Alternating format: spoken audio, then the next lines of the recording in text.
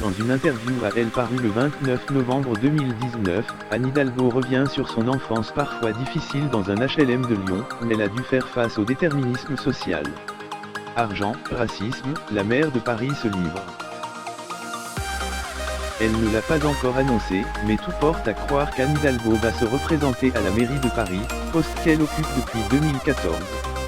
La femme politique de 60 ans vient d'accorder une longue interview à Elle, parue le 29 novembre 2019. Elle y raconte son enfance, elle qui a grandi dans un HLM de la région lyonnaise, à Bèze. Fille de parents espagnols, elle explique avoir connu la galère, le manque d'argent et le racisme. C'était très compliqué dans le sens où il n'y avait pas d'argent.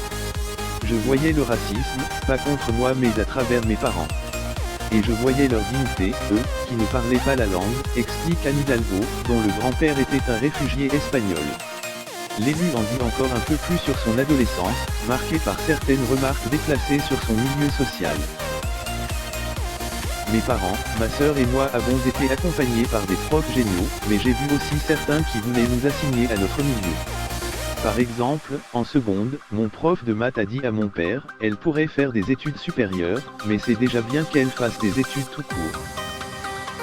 C'est déjà une très belle progression sociale pour nous. Mon père s'est retenu, mais il n'était pas content du tout, raconte Anne Hidalgo.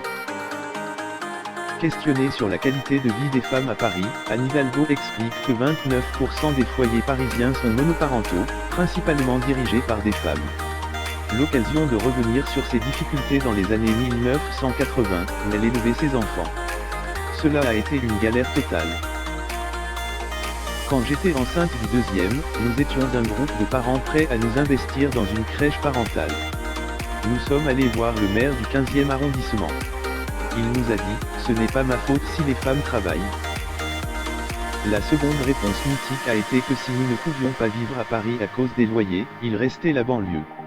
Cette expérience me nourrit encore. Aujourd'hui, ça va mieux, mais il y a encore du boulot, a-t-elle expliqué.